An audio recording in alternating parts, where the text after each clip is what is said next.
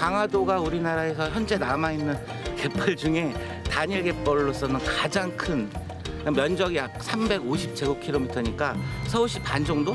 물이 쫙 빠지면 서울시의 반 정도의 땅이 생긴다고 보시면 됩니다.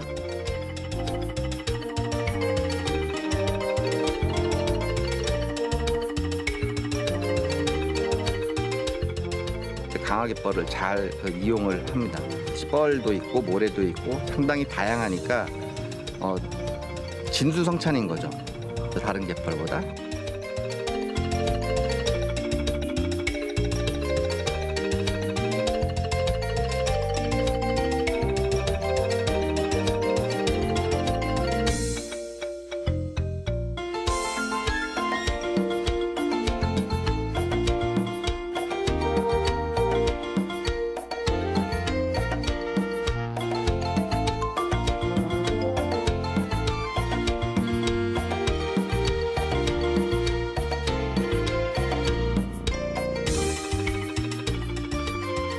뭐 식량이라든가 또 우리 기후 위기의 어떤 해방구 다 바다에 답이 있고 이 갯벌이 그 답을 우리에게 줄 겁니다.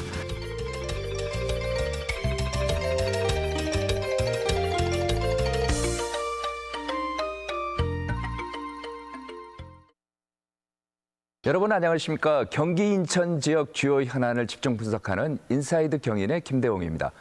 그제가 바다의 날이었죠. 바다의 날을 계기로 오늘은 서해안, 그러니까 경기도와 인천에 있는 갯벌을 다뤄볼까 합니다. 특히 요즘 갯벌이 탄소를 흡수하는 것으로 밝혀지면서 그 가치가 더욱더 높아지고 있는데요. 그래서 학계에서는 갯벌을 온실가스를 줄이는 블루카본이라고 부릅니다. 오늘은 전문가들과 함께 갯벌에서 즐길 수 있는 다양한 체험을 소개하고 탄소 중립을 선언한 우리나라가 어떻게 갯벌을 이용해야 할지 등을 살펴보겠습니다. 출연자 소개합니다. 안양대학교 해양바이오공학과 유종성 교수님. 네, 안녕하세요. 유종성입니다. 서울대학교 지구환경과학부 김종성 교수님. 안녕하십니까. 김종성입니다. 안녕하세요. 유 교수님, 이제 거리두기도 해제가 되고 이제 날씨도 점점 더워지면서 갯벌을 찾는 사람들이 많을 것 같아요. 갯벌에도 보니까 사계절이 있다 그러는데 요즘 갯벌은 어떻습니까? 예, 요즘 그 갯벌도 사계절이 있고요. 네. 저희가 이제 사계절을 이렇게 느끼는 게 이제 그러니까 경관도 느낄 수 있고 또 거기서 이제 살고 있는 여러 가지 생물들 변화를 가지고 느낄 수 있는데 저희가 갯벌을 뭐 지난 한 30년 동안 연구하면서 이제 계절마다 갯벌을 나가보면 육상에서 우리가 산에서 보는 것 같이 똑같이 갯벌에서 이 사계절의 그런 그 감상을 하실 수가 있습니다. 김 교수님. 네. 뭐 갯벌에 가면은 뭐 유 교수님도 말씀을 하셨지만은 뭐 여러 가지 재밌는 게 많지 않습니까? 맞습니다. 사진도 찍고 예. 놀러도 다니고 하는데 만약에 갯벌이 없다. 참 어떻게 생각됩니까? 사실 갯벌이라는 게 되게 특수한 지형이고요. 뭐 전 세계적으로도 그런 곳을 가진 나라가 뭐 그렇게 많지는 않습니다. 우리는 늘상 있으니까 네. 당연히 이제 뭐 없다고 상상해 본 적은 없는데요. 만약에 없다면은 네. 갯벌이 주는 다양한 혜택을 우리가 누리지 못할 것이고요. 네. 또 이번에 한국의 갯벌이 세계 자연유산이 될 만큼 전체 세계인의 어떤 그런 자산이라고 저는 생각해서 꼭 지켜야 된다고 생각을 합니다. 그렇죠. 예. 유 교수님, 이 갯벌이라는 게 형성되기 위한 어떤 조건들이 있지 않습니까? 아무데나 뭐 생기지는 않을 것 같고요. 어떤 곳입니까? 네, 그 갯벌은 뭐 많은 분들이 지금 이제 갯벌이라는 거에 대해서 잘 알고 계시고요. 네. 갯벌이 생성되려면 저희가 이제 해양학적으로는 3가지 조건이 필요하다라고 보통 이야기를 합니다. 그러니까 첫 번째 조건은 일단 그 밀물과 썰물의 그 조석 간만의 차가 좀 커야 되고요. 그리고 두 번째는 어쨌든 갯벌이라는 곳이 흙이 쌓여야 되기 때문에 네. 그 퇴적물 공급, 저희가 퇴적물이라고 부릅니다. 그러니까 육상으로부터의 퇴적물 공급이 많아야 되고요. 그리고 이제 마지막으로는 저희가 이제 갯벌을 보면 상당히 평평하지 않습니까? 역시 지형이 좀 평탄한 지형이 그렇게 이제 제공 있어야 되는데 네. 우리나라 이제 서해안이 이러한 3가지 조건을 다 갖추고 있습니다. 그 경기 인천의 그러니까 한강 하구에 있는 갯벌 자체가 전 세계에서도 좀 보기가 드문 그런 갯벌이거든요. 그 보시면은 우리 한강 하구에는 한강이 있죠. 한강이 있고 그리고 그 조석간만의 차가 상당히 크죠. 그리고 이 파도의 경우에는 우리가 겨울철이 되면 북서계절풍의 영향을 받아서 서해안의 파도가 굉장히 높아집니다.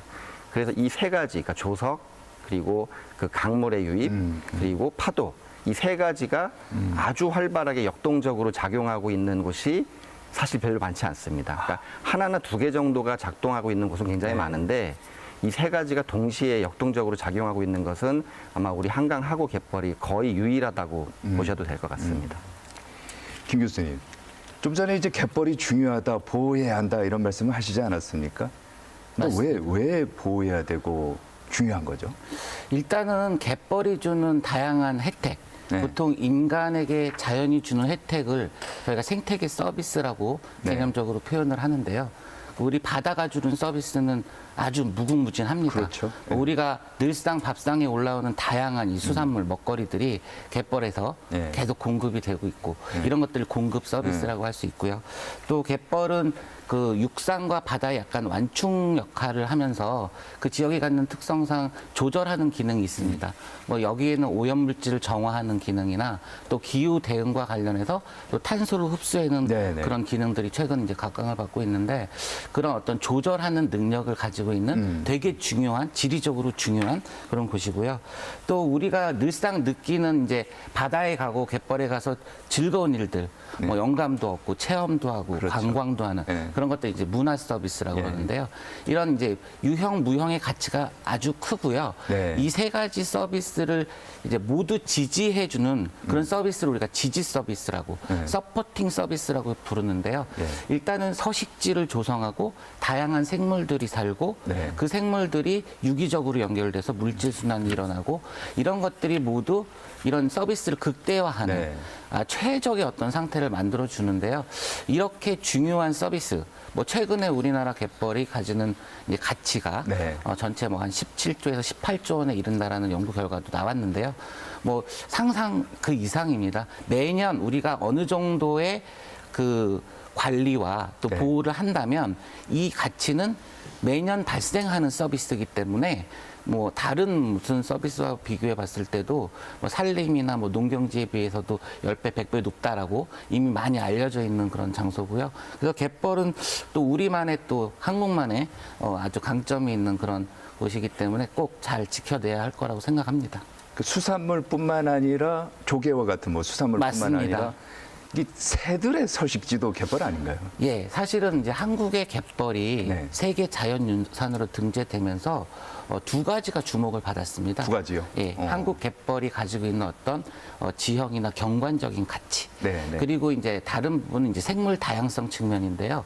거기서 가장 중요한 게 이제 철새였습니다. 철새요? 뭐 잘 아시겠지만 시베리아에서부터 시작해서 우리나라를 중간 기착지로 뭐 우리나라뿐만 아니라 중국의 이제 황해 갯벌이라든가 네. 동남아시아도 거쳐 가는데요. 호주까지 가는 이 동아시아 대양주 철새 경로가 네. 거기서 우리나라 갯벌이 가지는 중간 기착지로서의 역할이 아주 크고요. 네네. 사실 이 철새들은 이렇게 오랜 동안 비행을 해야 하기 때문에 아주 그 고단백질 그런 것들 영양분을 충분히 섭취해야 되는데 우리나라 갯벌이 바로 이런 영양분을 제공해주는 뭐 여러 가지 저서 무척추 동물들 뭐 갯지렁이, 조개, 뭐 새우, 뭐 게 이런 것들을 이제 우리 철새들이 먹고 또 쉬고 또 넘어가고 그렇기 때문에 이제 철새에게도 되게 중요한 네. 그런 곳으로 이제 인식을 받고 있습니다. 예. 이 교수님, 이렇게 뭐 철새들뿐만 아니라 갯벌을 보면은 이제 수질을 정화시키거나 심지어는 자연재해를 또 예방하는 기능도 있다고 하더라고요. 갯벌을 가만히 보면 그러니까 개들이 굉장히 많이 움직이거든요. 네.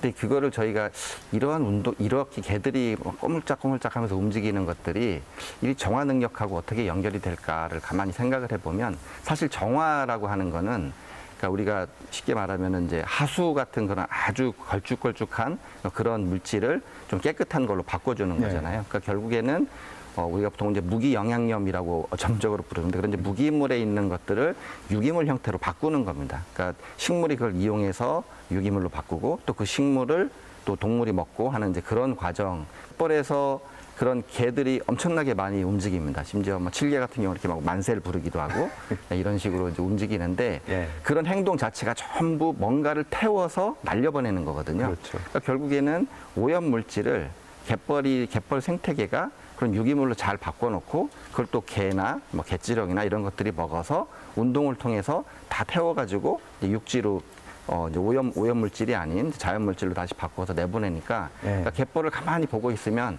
아, 동물들이 저렇게 움직이는 게 저게 바로 이 갯벌의 어떤 정화. 그러니까 우리가 버렸던 그런 오염 물질들을 정화시키는 거구나. 이제 그런 그 느낌들을 갖게 됩니다. 그래서 이제 그러한 측면으로 갯벌의 정화 능력을 이렇게 좀 이해를 하시면 좀 더 좋을 것 같고요. 재해 방지 부분도 상당히 굉장히 중요한데 요거는 이제 이 비교를 해보시면 되는데요. 우리가 지금 연안 침식 때문에 동해안이 상당히 심각한 그런 문제를 이제 갖고 있습니다. 근데 서해안은 그거에 비해서는 좀 나름 연안 침식에 대한 문제가 좀 적은 편이거든요. 서해안에 그렇게 굉장히 넓은 갯벌이 바다와 육지 사이를 잘 완충해주는 이제 그런 역할을 하고 있기 때문에 바닷물이 육지 쪽으로 범람하지 않도록 그런 역할을 해주고 있습니다. 이제 갯벌이 정말 우리에게 많은 것을 주는 것 같습니다. 이 방송 보시는 시청자분들께서도 야, 우리도 한번 갯벌에 가볼까 이런 생각 드실 텐데요. 갯벌에 가면 뭘 하며 즐길 수 있는지 저희 취재팀이 직접 현장에서 소개해드리겠습니다. 인천과 경기도의 갯벌 면적은 우리나라 갯벌 면적의 35%를 차지합니다. 이 가운데 강화도 여차리와 동막리, 동검리를 잇는 남당 갯벌은 육지에서 최대 7, 8km까지 물이 빠지면서 엄청난 면적의 갯벌이 펼쳐집니다. 쭉 걸어 나가면 7, 8km까지 물이 지금 곧 빠질 텐데, 그래서 강화도가 우리나라에서 현재 남아있는 갯벌 중에 단일 갯벌로서는 가장 큰, 면적이 약 350제곱킬로미터니까 서울시 반 정도? 물이 쫙 빠지면 서울시의 반 정도의 땅이 생긴다고 보시면 됩니다. 갯벌 면적이 워낙 넓다 보니 갯벌 중간에는 모래사장도 있습니다. 근데 여기서 한 1km, 2km 정도만 나가면 아주 노란색의 모래로 바뀝니다. 그래서 저희가 갯벌 사막이라는 그런 용어도 쓰거든요. 해수욕장 같다고 생각하시면 됩니다. 아주 역동적인 그런 이 자연 환경, 그러니까 지형적인 그런 모습을 보여주고 있는 곳이 강화갯벌입니다.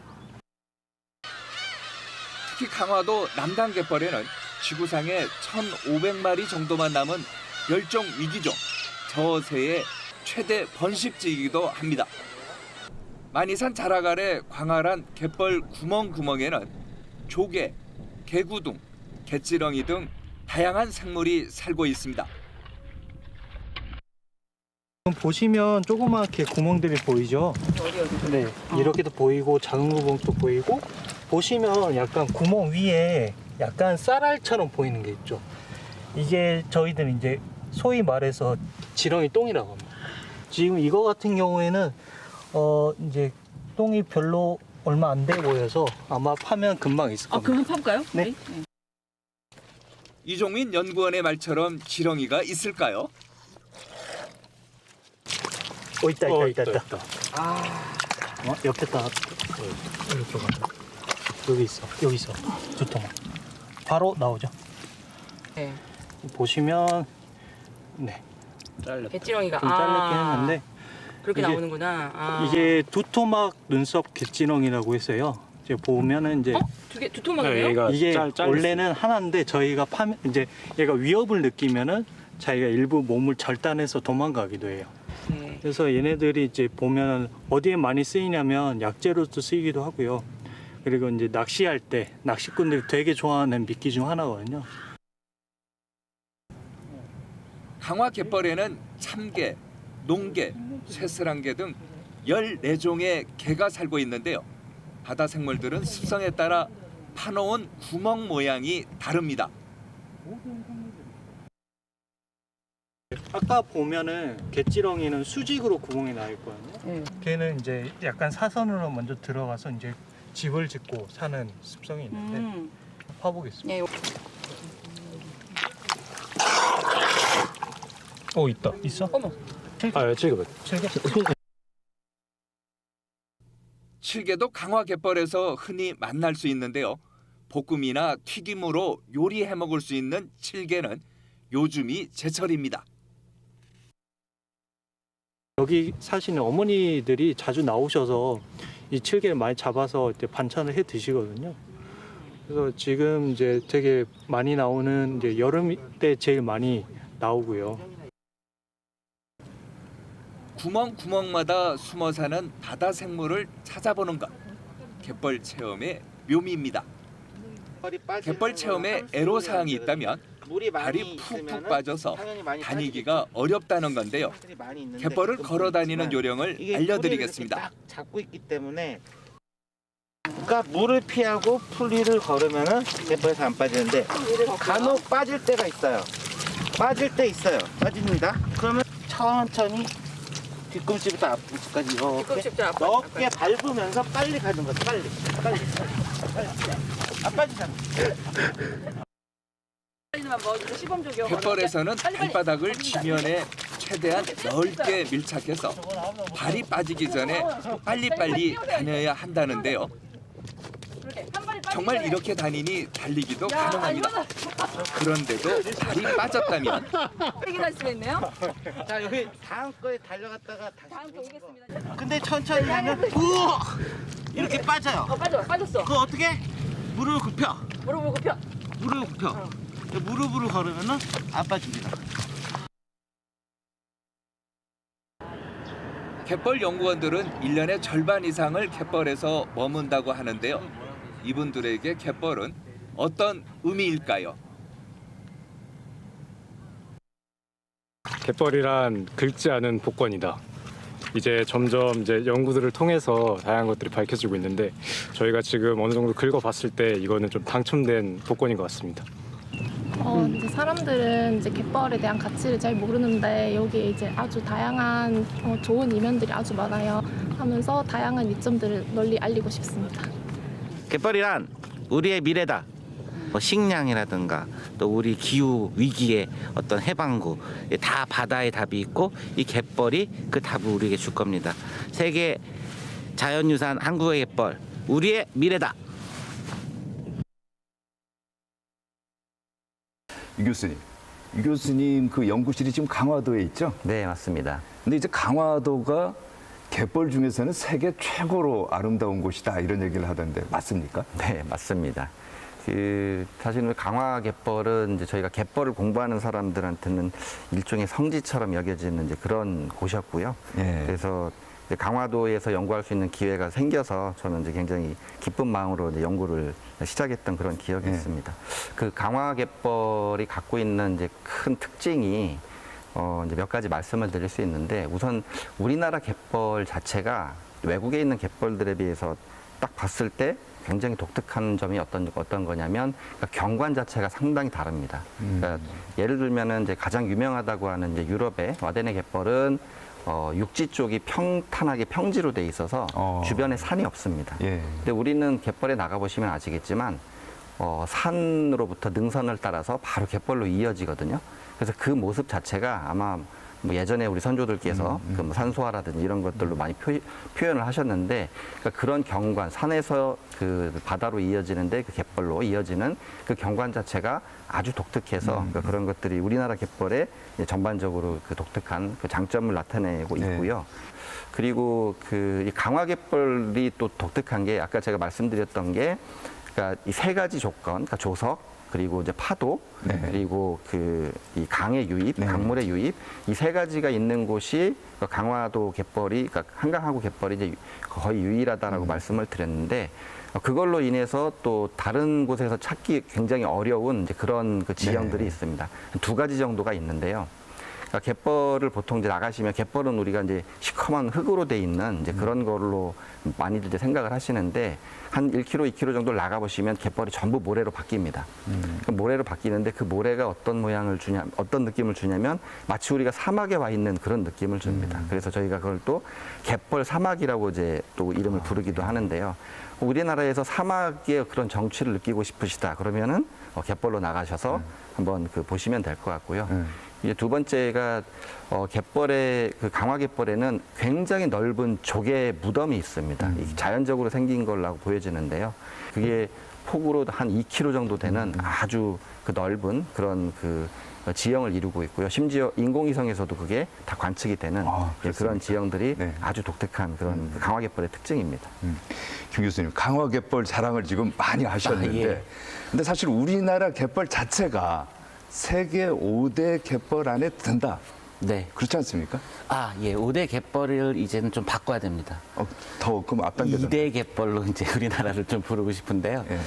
전 세계적으로 대표적인 갯벌이 이제 발달된 곳을 이제 와데네 북해 연안, 네. 그리고 캐나다 동부의 이제 펀디만을 포함한 그 할리팩스 지역, 그리고 미국의 조지아 동부 지역이죠. 그리고 아마존강 하구에 있는 좀 갯벌. 그리고 우리나라를 포함한 황해 네. 갯벌이 이제 한 5대 갯벌로 이제 통용되는 말이고요. 그 이제 이유는 조금 전에 갯벌이 형성되는 이제 조건을 말씀하셨는데 그 세 가지 조건이 잘 갖춰진 곳이 이제 세계적으로 이 정도 되고요.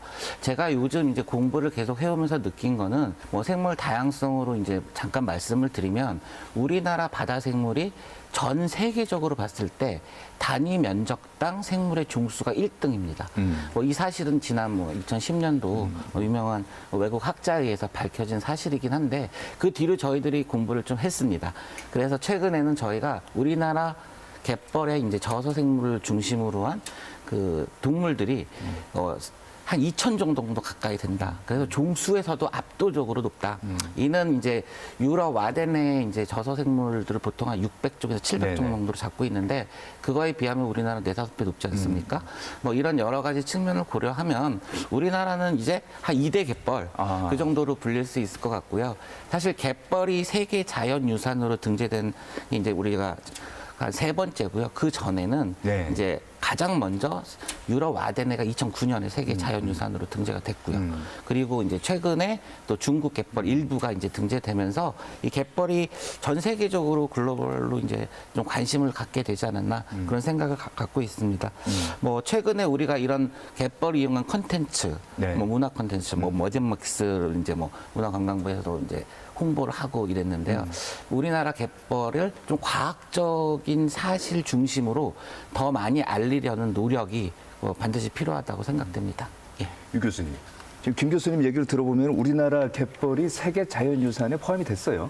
네, 그렇습니다. 그런데 아까 자랑하셨던 강화도는 빠진 것 같더라고요. 네, 그렇습니다. 어떻게 된 일이죠, 이게? 네, 이건 이제 그 세계 자연유산이라는 거는 그 유네스코에서 네. 유네스코 그 세계유산위원회에서 일종의 인증을 해주는 이제 그런 것들이고요. 그래서 이게 인증이 되고 나면은 유네스코 세계자연유산이라는 이름이 붙기 때문에 상당히 많은 이제 관광객들이 전 세계적으로 올 수 있는 말하자면 그런 그 인증 프로그램입니다. 그래서 일단은 지금 우리가 작년 7월에 우리나라에 있는 5개 갯벌이 우선 그 1단계로 세계자연유산으로 지정이 됐고요. 근데 이 지정이 된 지역들을 잘 보시면 우리나라의 서남해안으로 그렇게 돼 있습니다. 그러니까 보시면 이제 충청남도에 서천갯벌이 있고요. 그다음에 전라북도에 있는 그 고창갯벌이 있고요. 그리고 전라남도로 가면은 이제 서해 쪽으로 신안갯벌, 그리고 전라남도 남쪽에 그 보성벌교갯벌과 순천만갯벌 이렇게 5개가 지금 현재 그 세계 자연유산으로 등재가 돼 있습니다. 전부 서남부권에 이제 해당하는 거고요. 다행히 그 유네스코 세계유산위원회에서 이 1단계 이 등재를 조건부 등재로 했습니다. 왜 조건부로 했냐면 우리나라 갯벌이 충분히 포함되어 있지 않다. 그래서 충분히 포함시켜서 다시 신청을 하게 되면 그럼 이제 2단계에서 완전히 등재를 해주겠다라고 이제 그런 것이고요. 그래서 지금 아마 현재 우리나라 정부에서 네. 2단계로 그러니까 우리 강화갯벌을 포함한 우리나라 그 갯벌 2단계에 전체 포함이 되는군요. 네네. 전체를 이제 포함시켜서 등재를 하려고 노력을 하고 있고요. 그래서 아마 2단계 이제 심사가 마무리되는 게 아마 2025년이나 6년 정도인데 그때까지는 잘 준비해서 강화갯벌도 충분히 이제 들어가도록 뭐 그렇게 지금 추진하고 있는 걸로 알고 있습니다. 김 교수님. 네. 이 갯벌이라는 게 이렇게 소중하고 중요한데 과거 우리 보면 갯벌은 쓸모없는 땅이다. 그래서 네. 매립 대상지 아니었습니까? 맞습니다. 사실은 뭐 과거에 우리가 이제 못 살 때 얘기죠. 뭐 쌀도 필요하고 주택도 필요하고 공장도 지어야 되니까 뭐 어디다 지을 데가 없으니까 가장 만만한 게 어떻게 보면은 갯벌이었습니다. 그렇죠. 갯벌은 사실은 이제 아주 중요한 자연 생태의 일부지만 어떻게 보면 우리나라 갯벌은 완만하게 발달된 갯벌이 되게 많고요. 뭐 육지로부터 한 7, 8km 이상 나갈 때까지도 이제 그 갯벌이 형성이 되기 때문에 그 어느 정도 그 방조제를 막으면 그 안에 상당한 그 공간이 바로 이제 매립이 되면은 육상화 될 수 있겠죠. 네, 그렇죠. 그래서 지난 40년 동안 우리나라 그 지금 현재 갯벌만큼이 사라진 거죠. 과거 한 50년 전에는 5,000제곱킬로미터 정도로 우리가 추정을 하고요. 현재 남아있는 남한의 갯벌은 2,500제곱킬로미터 정도 됩니다. 실제로 뭐 시화호라든가 새만금 그런 것도 이제 대표적인 사례고요. 네. 그 외에도 뭐 김포나 뭐 천수만 그다음에 영종 뭐 용유도 갯벌, 뭐 인천 송도 갯벌 등등이 네. 모두 다 이제 매립이 됐다고 보시면 되는데요. 네. 이렇게 매립이 돼서 사라진 갯벌에서 우리들은 이제 서비스 가치가 계속 하락하고 있다고 보시면 될 것 같습니다. 실제로 간척 사업 같은 경우는 뭐 우리나라만 하는 건 아니고요. 뭐 일본에서도 하고 중국에서도 많이 해왔고 이제 그런 과거의 잘못된 경험들을 토대로 해서 지금은 이제 보건이나 보호 쪽으로 네. 많이 이제 돌아선 상태이긴 하지만 좀 아쉬움이 여전히 많이 있습니다. 그렇죠. 예. 예. 유 교수님, 네. 그 처음에 이제 제가 소개할 때도 그랬습니다만은 갯벌이 중요성이 탄소를 이제 흡수한다. 그래서 기후 변화를 뭐 줄일 수도 있고 그래서 블루카본이라고도 하고 하는데 이게 블루카본이라는 게 뭐예요? 우리말로 번역하면 이제 파란색 탄소 또는 뭐 청색 탄소 이렇게 이야기도 할 수 있는데요. 그러니까 바다가 대기 중에 있는 이산화탄소를 흡수해서 다시 그 이산화탄소가 대기 중으로 빠져나가지 않도록 하는 이제 그거를 블루카본이라고 합니다. 육상에서 그러니까 숲에서 빨아들이는 걸 우리가 그린카본이라고 그린카본이라고 하죠. 네. 육상에서는 그린카본, 그럼 해양에서는 블루카본. 네, 이렇게 돼 있습니다. 그래서 우리가 바다에서의 블루카본, 그러니까 탄소 흡수력을 이제 인정을 받기 위해서는 그 흡수된 탄소가 다시 분해되지 않고 그 이 바다에 있는 퇴적층, 예. 퇴적물, 그러니까 예를 들면 이렇게 갯벌 같은 거죠. 예. 갯벌 같은 그런 흙에 파묻혀서 뭐 수만 년, 수십만 년 동안 다시 대기 중으로 나오지 않는 이제 그런 그 기능을 갖고 있는 경우만 이제 블루카본으로 인정을 받을 수가 있거든요. 그래서 이 현재 그 바다에서의 블루카본은 그 탄소를 흡수하는 게 블루카본이고 네. 바다의 블루카본의 가장 큰 특징은 퇴적물에 그 바닥에 파묻혀야 된다. 이런 점을 기억하시면 아마 이해하시기가 쉬울 것 같습니다. 김 교수님, 그럼 이 블루카본이 이산화탄소를 흡수하는데 맞습니다. 구체적인 어떤 수치나 계량화된 게 혹시 있나요? 사실은 그 지금 뭐 탄소 버짓이나 그런 것들을 보면은 그린 카본이 한 60%, 블루 카본이 한 40%를 흡수한다고 해요. 네. 전체 뭐 해마다 우리는 이제 탄소 버짓이라는 것들을 통해서 얼만큼 이산화탄소가 배출되고 흡수되는지를 뭐 국가적으로 뭐 전 세계적으로 계산을 하고 있고요. 보통 연간 400억 톤 잡으면 120억 톤 정도는 이제 그린 카본이 흡수해주고 92억 톤 정도가 바다에서 흡수해준다고 이제 말을 하고요. 여기서 중요한 거는 바다는 우리가 대상으로 하는 이 블루카본 서식지가 육상에 비하면 상당히 작습니다. 연안을 따라 발달한 맹그로브 숲이나 예. 해초숲 그리고 염습지 같은 경우가 예. 지금 국제적으로 IPCC에서 인증하는 블루카본 탄소 감축량의 감축원에 해당되는데 예. 이 면적을 보시면은 뭐 육상의 산림에 비해서 상당히 적기 때문에 가성비가 상당히 높은 그런 탄소 감축원이라고 할 수 있습니다. 근데 좀 전에 말씀하신 맹그로브 숲이요? 네네. 좀 생소한데 이게 뭐예요? 맹그로브 숲은 이제 아열대에서 자라는 예. 이제 염생식물의 일종인데요. 네. 이 육상에서 이렇게 소나무가 자라듯이 예. 또 이제 바다의 짠물이지만 거기서도 이제 큰 나무가 자랍니다. 좀 전에 류 교수님이 말씀하신 이제 갈대나 그런 것들도 저희가 가지고 있는 염생식물인데 이런 연생식물은 뭐 좀 전에 갈대는 단연생이지만 이제 1년생도 되게 많습니다. 네. 근데 맹그로브는 이제 아열대 지방에서 주로 자라는 아주 큰 나무죠. 근데 이 나무가 크니까 잘 자라니까 탄소 흡수를 많이 해준다 이렇게 생각하시면 되고요. 갈대는 그거에 비해서는 이제 작고 네, 또 네. 이제 천천히 자라지만 이게 퇴적물에 쌓이면서 침적되는 그런 효과. 그게 장기간 지속이 되면 격리가 되고 흡수를 한다고 보는 개념입니다.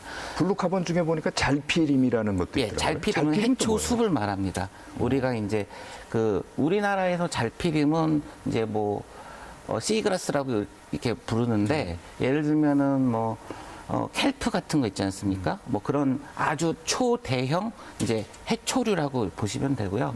이들도 이제 블루카본으로 인정이 지금 받고 있어서 네. 전 세계적으로는 맹그로브 숲 그리고 이제 염생식물이 있는 염생식물. 습지 그다음에 해초숲 잘피림 요 세 가지를 이제 주목을 하고 있고요. 네. 아쉽게도 우리나라는 지금 갯벌은 좀 면적이 넓은데 갯벌이 왜 포함 안 됐어요? 그렇죠. 지금 IPCC에서는 예. 인정을 못 받고 있습니다. 그래서 지난 저희 한 5년 동안 갯벌이 탄소를 흡수하는 능력이 이 정도구나.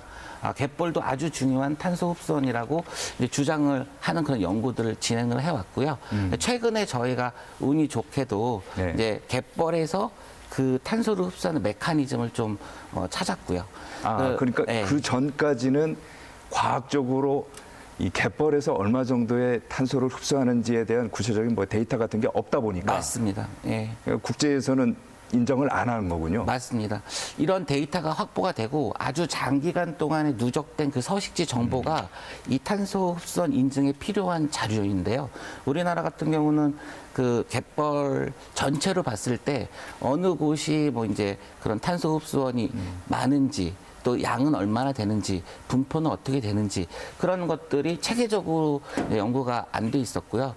다행히 2017년부터 우리 해양수산부 과제를 통해서 이런 데이터베이스를 계속 쌓아왔고 지금은 저희들이 이제 그 국제적으로 아주 좋은 그런 저널에 몇 편의 논문을 발표하면서 우리나라 한국 갯벌은 뭐 예를 들어서 1년에 뭐 26만 톤 이상의 이산화탄소를 저장하는 능력을 가지고 있다.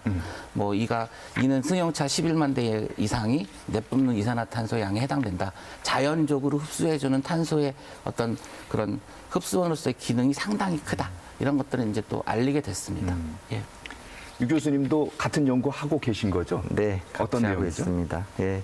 근데 저희가 연구를 하면서 이제 많은 갯벌들을 돌아다니다 보니까 망그로브하고 비슷한 게 우리나라에도 있더라고요. 아유, 그래요? 네, 그래서 혹시 그 이제 장항습지라는 데를 가보시면 버드나무 숲 군락이 있습니다. 버드나무 숲 군락이 있는데 그쪽 지역의 그 버드나무가 갯벌 위에 산다고 보시면 되고요. 온대 지역에 망그로브가 있다면 온대 지역에는 버드나무가 있다. 이제 이런 그 생각이 들었고요. 그래서 아마 근데 지금 그런 버드나무들이 대부분 이제 한강 하구에 있습니다. 근데 한강 하구는 아시다시피 철책선으로 막혀서 그 갯벌 쪽으로 나가실 수가 없거든요. 네. 대부분 이제 군사분계선으로 지금 돼 있기 때문에 근데 그 지역에 있는 갯벌들의 그런 버드나무들이 이제 자라는 그런 것들이 이제 저희가 이제 확인이 돼서 여건이 되면 그런 군사분계선 안으로 들어갈 수 있으면 좋은데, 네, 그런 부분들, 그런 이제 저희가 연구를 통해서 그런 이제 버드나무 숲이 또 이런 블루카본의 역할을 할 수 있지 않을까라고 하는 이제 그런 기대를 하고 있습니다. 연구 결과는 어떻게 나왔어요? 네, 저희가 갯벌이 지금 국제적으로는 아직 블루카본으로 인정을 받지 못하고 있는 네. 그런 상황이고, 이제 김 교수님하고 같이 연구를 통해서 그 갯벌이 국제적으로 탄소 흡수의 능력을 가지고 있다라고 하는 이제 인증을 받기 위해서 지금 노력을 하고 있는 그런 상황입니다. 다만 이제 국제적인 인증을 받는다는 건 어떤 의미냐면 국제적으로 많은 전문가들이 거기에 대해서 공감을 하고 동의를 해야 되거든요. 그렇죠. 과학적으로. 사실 그게 국제적인 그런 인증을 받을 수 있는 길이기 때문에 저희가 이제 연구자로서 할 수 있는 일은 국제적으로 많은 갯벌을 하는 과학자들에게 갯벌이 가지고 있는 이 탄소 자연 흡수 능력, 이 능력 자체가 충분히 우리가 블루카본 정의에 맞고 그리고 그 탄소가 다시 대기 중으로 나가지 않고 하는 이제 그런 것들을 충분히 과학적인 결과로서 보여주면 그러면 저희는 인증이 가능할 거라고 보여지고요. 네, 네. 그래서 아마 저희가 김 교수님께서 저희가 작년에 아마 제가 볼 때는 블루카본으로 갯벌이 가지고 있는 블루카본의 그런 역할, 네, 네. 그다음에 규모를 이 한 국가 단위 한 국가 단위로 전체적으로 그거를 평가해서 논문으로 낸 거는 아마 세계 최초일 거거든요. 그래서 그런 최초인 논문이 나왔기 때문에 네. 아마 많은 나라들이 그걸 따라서 그렇게 각 국가들이 갯벌에 대한 그런 그 탄소 흡수 능력을 논문으로 내서 그 결과를 발표를 하게 되면 그러면 충분히 국제적으로 공감대가 형성되고 인증을 받을 수 있는 그런 길이 열릴 거라고 그렇게 믿고 있습니다. 네, 갯벌이 나쁜 탄소를 빨아들이고 탄소 저장고로서의 역할을 톡톡히 하고 있다는 건데요. 저희가 서울대학교 연구팀과 함께 탄소를 흡수하는 갯벌 연구 현장을 직접 가봤습니다. 함께 보시겠습니다. 갯벌은 식물이 자라는 식생 지역과 식물이 자라지 않는 비식생 지역으로 나뉩니다. 하지만 식물이 자라지 않는 갯벌도 나무 못지않게 탄소를 흡수하는 블루카본으로 주목받고 있습니다. 저희 연구가 작년에 이제 비식생 갯벌이 이 미세 조류 때문에 탄소 흡수원으로서 되게 중요하다는 사실을 밝히게 됐고요. 바다 전체가 블루카본 존이라고 보시면 이런 갯벌. 갯벌이 탄소를 얼마나 흡수하고 있는지 알아보기 위해 비식생 지역과 식생 지역의 갯벌 퇴적물을 채취했습니다. 퇴적물을 채취하는 장비인 오우거 코어를 활용해 갯벌에서 수직으로 1m 파서 퇴적물을 채취합니다.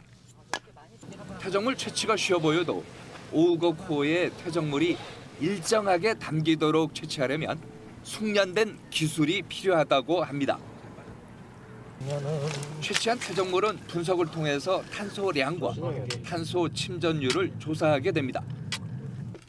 갯벌의 탄소 흡수 능력에 대한 연구는 2017년 국내에서 처음으로 서울대학교 해양저서생태학 연구실에서 시작됐습니다. 지난 5년간 연구 결과 갯벌이 블루카본의 역할을 한다는 사실을 밝혀냈습니다. 실제로 저희 5년간의 결과로 봤을 때 이 다른 그 식생과 못지않게 이제 많은 그 탄소를 흡수하고 있다는 사실을 밝혀내고 있고요. 그래서 저희는 앞으로도 이 탄소를 흡수하는 게 어떤 식으로 흡수를 하는 프로세스 연구를 주로 진행할 예정입니다. 요즘은 갯벌에서 자라는 외래종 식물 갯근풀에 대한 논란이 한창입니다. 갯근풀은 중국에서 해류를 따라 유입된 것으로 추정되는데요. 갯벌의 파괴자로 알려져 있습니다. 이 갯근풀은 번식력이 되게 강해서 확장이 되게 빨리 돼요. 그리고 생장 속도가 커요. 그리고 이 밑에 이제 식물이랑 뿌리가 이제 밑으로 들어가면서 이 안에 저서 생물들이 많이 살고 있는데 그 생물들을 못 살게 하는 거예요. 일종의 약간 사막화를 진행시켜서 생물들이 못 살고 이렇게 쫓아낸다. 뭐 그런 식의 이제 연구들이 있었어요. 국내 갯근풀 중 90% 이상이 강화도에 서식하고 있는데요. 강화도의 경우 2015년 동막 해변 갯벌에 갯근풀이 처음 발견된 이래 2017년도부터 제거 사업이 진행되고 있습니다. 실제로 동막 해변에 가보니 갯벌 초입 중간 부분이 온통 갯근풀로 가득했습니다. 그런데 갯근풀 군락이 블루카본이라는 의견도 있습니다. 그래서 저희가 이제 그거 좀 조심스럽긴 하지만 장점과 단점이 같이 있다. 그리고 실제로 갯근풀들이 많이 있어도 다른 생물들에게 영향을 많이 주지는 않는 것 같다. 이제 그런 이제 또 결과도 있기 때문에 이 갯근풀을 앞으로 어떻게 우리들이 잘 이용할 수 있을지에 대해서 좀 고민을 해야 되는 시기가 이제 온 것 같습니다. 유 교수님, 그 영상을 이제 저희가 쭉 봤지 않습니까? 근데 저기 보니까 갯근풀이라는 게 있더라고요. 이게 뭐 갯벌의 암살자라고도 하고 뭐 유해식물이다, 아니다 이렇게 하는데 이 갯근풀이라는 게 뭡니까? 갯근풀은 그 벽과 식물이고요. 갈대하고 비슷하다고 그렇게 보시면 이제 될 것 같고요. 다만 이제 갯근풀은 그 갈대보다도 오히려 더 이 바닷물에서 자랄 수 있는 이제 그런 그 아주 최적의 그런 그 조건을 이제 가지고 있는 아주 번식력과 그 성장 능력이 뛰어난 이제 그런 식물입니다. 그래서 원산지는 이제 주로 이제 서양 쪽에 있습니다. 그래서 그 대서양 쪽이 이제 원산지로 돼 있고 우리나라로 지금 이제 들어오게 되면서 이제 외래종으로 지정이 되고 그래서 이제 갯벌의 침입자, 이제 암살자 이렇게 이제 알려져 있고요. 국제적으로도 그 IUCN이라고 하는 그 이제 민간 그 환경 단체에서 이 그 100대 악성 외래종 뭐 이런 식으로 이제 지정이 돼 있는 이제 그런 상태입니다. 다만 그 저희가 이 갯금풀은 아까 말씀드렸듯이 갈대하고 비슷하기 때문에 갯금풀이 이 블루카본의 역할을 또 하고 있습니다. 하고 있는 이제 그런 상황이라서 그럼 갯금풀이 갖고 있는 어떤 그 외래종으로서 그 생태계의 영향을 나쁜 쪽으로도 줄 수가 있고 좋은 쪽으로도 줄 수가 있는데 이 부분에 대한 연구를 좀 더 해서 어떤 쪽이 더 우위에 있는지 어떻게 하면은 이 갯금풀이 갖고 있는 그런 이 역할이나 기능을 우리가 좀 더 잘 파악을 할 수 있는지 이제 그런 부분이 저희의 또 연구 주제이기도 하고요. 이런 연구 부분이 완성이 좀 되면 우리가 갯금풀을 외래종으로 관리를 할 건지 아니면은 블루카본의 어떤 그런 자원으로 관리할 건지에 대한 이제 그런 방향이 좀 나올 거라고 보여지고요.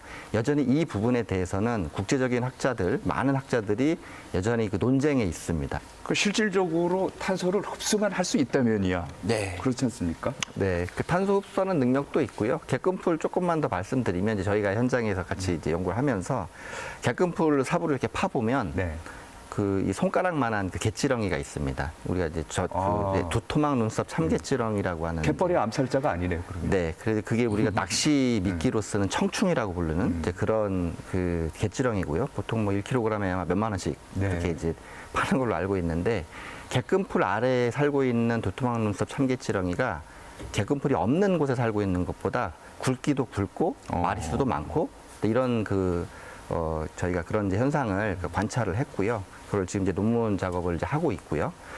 그런 부분들을 보면은 분명히 갯금풀이 그러니까 거기에 살고 있는 생물들을 내쫓아내는 그런 것 때문에 이제 악영향을 주는데 또 그 갯금풀을 또 이용하는 생물들한테는 또 좋은 영향을 주기 때문에 그런 부분들이 아마 갯금풀 앞으로 어떻게 이용할지에 대한 방향을 우리가 잡을 수 있는데 좋은 자료가 되지 않을까 생각합니다. 갯금풀 얘기는 이 정도로 하고요. 그 블루카본 후보군으로 지금까지 많이 이제 식물도 나오고 갯벌도 나오고 했는데 또 다른 뭐 후보군은 없습니까? 블루카본 후보군이 여러 가지가 있습니다. 대표적인 것이 이제 조개 껍데기를 말씀을 드릴 수가 있는데 그러니까 조개 껍데기가 성분 자체가 우리가 석회석 그 시멘트 성분이 되는 그 탄산칼슘인데요. 그 탄산칼슘 안에는 역시 탄소가 들어있고 그 시민분들이 생각할 때도 조개 껍데기가 썩어서 되는 경우는 없지 않겠습니까? 조개 껍데기는 이제 거의 썩지 않기 때문에 그 조개 껍데기 안에 들어있는 그 탄소는 조개가 그러니까 육상 그 대기에서부터 광합성을 통해서 식물체에 저장돼 있는 그런 그 탄소를 그 조개가 먹고 그걸 조개 껍데기에다 저장을 해놓은 겁니다. 그래서 조개 껍데기에 저장돼 있는 탄소가 대기 중으로 다시 빠져나가지만 않으면 역시 블루카본으로 인정을 받을 수가 있죠. 예를 들면은 그래서 그 규모로 봤을 때 우리가 이제 굴을 많이 먹는데요. 우리가 1년에 굴 생산했을 때 굴 껍데기가 우리나라에서 1년에 한 20만 톤 정도가 나오는 걸로 그렇게 그 추산이 되고 있고요. 그러면은 그 굴 껍데기에 들어있는 카본 역시 모두 블루카본으로 환산될 수 있는 이제 그런 가능성이 있다고 보겠습니다. 김 교수님, 해외에서는 블루카본 연구 어떻게 되고 있습니까? 사실은 이 블루카본 연구 좀 전에 말씀드린 인증받은 그런 서식지에 대해서는 연구가 많이 활발합니다. IPCC 3차 보고서부터 사실은 이 블루카본의 여러 가지 바다에 있는 식물 서식지가 인정을 받기 시작을 했고요. 우리나라는 좀 뒤늦게 출발했지만 아주 최근에는 이 갯벌을 국가 온실가스 감축량의 어떤 한 요소로 이제 산정을 했습니다. 그러나 아직까지 그 최근에 그 NDC 보고를 이제 한 경우를 보면은 한 118개 국가 중에서 45개 국가가 블루카본을 탄소 감축원으로 지금 제시를 한 상태인데 우리나라는 거기에 이제 빠져 있습니다. 그래서 이제 국가적으로도 정책적 외교적인 노력이 좀 필요하고요. 우리 좀 전에 유 교수님 말씀하신 그 다양한 유력한 후보군들에 대한 연구도 지금 저희가 블루카본 또 사업단으로 진행을 하고 있기 때문에 또 앞으로 몇 년 후 정도 되면은 뭐 조개 껍데기, 그다음 뭐 대륙붕 퇴적물이라든가 네. 뭐 여러 가지 뭐 산호, 뭐 후보군은 상당히 많은데요. 그런 부분에 있어서 저희가 국가적으로 좀 투자가 계속 이루어져야 되고 네. 탄소 중립으로 가는 어떤 천병 역할을 우리 바다에서 그렇죠. 좀 해줘야 된다고 생각을 하고 있습니다. 그 정부가 지금 얘기하는 게 2050년까지 탄소 중립화 맞습니다. 선언하지 않았습니까? 예. 그리고 그러려면은 블루카본 같이 탄소를 흡수하는 그 요소들을 많이 개발하고 적극적으로 발굴을 해야 될 것 같은데. 맞습니다. 탄소 중립 뭐 너무나 우리 모든 분들이 잘 아시겠지만 결국 배출을 줄이고 흡수를 늘려야 됩니다. 근데 흡수를 늘려야 되는 이제 가장 중요한 그 서식지가 어떻게 보면 육상에서는 산림이고 바다에서는 이런 갯벌을 비롯한 이제 염습지라고 이제 보시면 되고요. 앞서 말씀을 잠깐 드렸지만 우리나라 갯벌이 2,500제곱킬로미터인데 그 중에 한 35제곱킬로미터는 상부의 염생식물이 군락이 잘 발달된 그런 염습지라고 말씀드릴 수 있고요. 이 염습지는 인정을 받는데 나머지 99%에 해당하는 비식생 갯벌. 거기는 지금 인정 못 받고 있다는 거죠.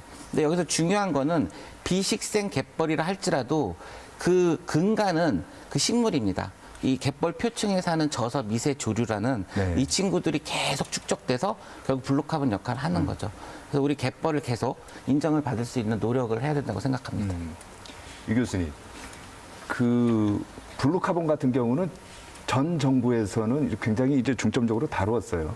근데 윤석열 정부 때는 어떻게 될 것 같아요? 사실은 그 이 블루카본 연구는 전 정부가 아니라 그 이전 정부, 그러니까 박근혜 정부 때부터 시작된 연구입니다. 그렇습니까? 네, 그래서 박근혜 정부 때 시작된 연구가 문재인 정부를 거쳐서 지금 아마 윤석열 정부에도 여전히 이어지고 있고요. 지금 우리 그 윤석열 정부의 그 국정과제에 이 블루카본 연구가 포함이 돼 있고요. 그래서 이 갯벌이 갖고 있는 이 탄소 흡수 능력을 우리가 네. 최대한도로 우리가 국력에 포함시킬 수 있도록 그런 이 국정과제로 추진을 하고 있는 상황입니다. 귀한 시간 내주셔서 감사합니다. 네, 네, 감사합니다. 감사합니다. 네, 코로나19가 수그러들면서 거리두기가 해제됐습니다. 그동안 많이 갑갑하셨는데요. 이번 주말에는 가족들과 함께 서해안 갯벌로 나가보시는 건 어떨까요? 지구를 지키는 블루카본 갯벌에서 체험도 하고 힐링도 하셨으면 좋겠습니다. 오늘 인사이드 경위는 여기까지입니다. 함께 시청해 주신 여러분 감사합니다.